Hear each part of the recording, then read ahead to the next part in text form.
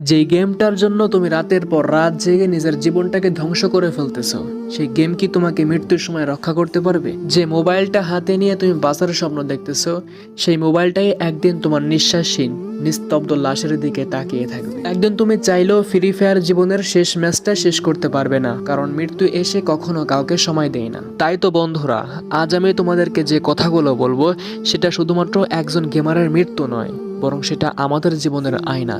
যে কথাগুলো শুনলে আমাদের চোখে পানি চলে আসবে, আমাদের হৃদয় কেঁপে উঠবে, আমাদের অন্তরে রক্তক্ষরণ হবে। আজ আমি কথা বলবো সেই ছেলের কথা, যে আমাদের মতনই ফ্রি ফায়ার খেলতো, আমাদের মতন স্বপ্ন দেখতো, হাসতো, কাঁদতো, যার নাম ছিল জে বি চিতা, যার আসল নাম ছিল তৌহিদুল ইসলাম সিয়াম। সে জব রেকার্স নামে একটা স্পোর্ট টিমের অন্যতম সদস্য ছিল। সে ছিল এক স্বপ্নবাজ তরুণ। রাতের পর রাত স্ক্রিনের দিকে তাকিয়ে থেকে প্র্যাকটিস করত, বন্ধুদের নিয়ে টিম বানিয়ে টুর্নামেন্ট খেলতো, মনে মনে একটা স্বপ্ন লালন করত।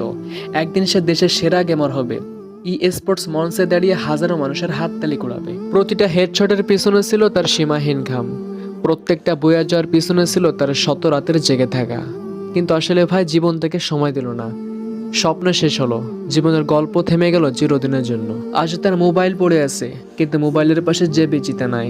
তার অ্যাকাউন্ট আছে, ডায়মন্ড আছে, স্কিন আছে, শত শত ক্যারেক্টার আছে, কিন্তু যে বিজেতা আমাদের মাঝে নাই। মৃত্যু তার কাছে জানতে চাইনি তুমি কত কিল করেছো, মৃত্যু তার কাছে শুনতে চাইনি তুমি কত ম্যাচ জিতেছো।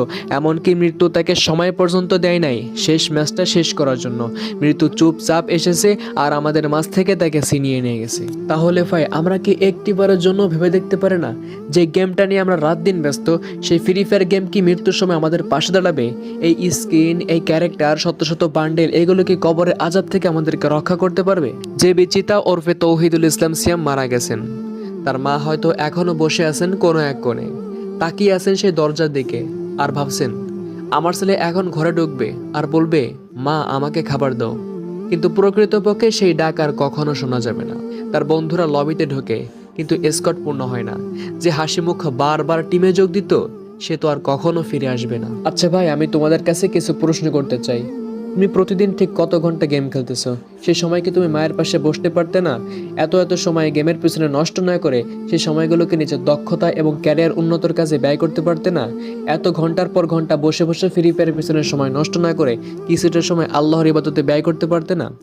শোনো ভাই, মৃত্যু একদিন আসবেই। তখন free fire ID, skin, diamond কিছুই থাকবে না। তখন থাকবে শুধু তোমার কাজ, তোমার আচরণ, তোমার ভালোবাসা আর তোমার নেক আমল। আজ আমাদের মাঝে যে বেঁচে নাই, কাল হয়তো আমি থাকবো না, হয়তো তুমি থাকবে না। পড়ে থাকবে মোবাইল, পড়ে থাকবে গেম আইডি, থেকে যাবে শুধু আমাদের স্মৃতি, আমাদের কাজ।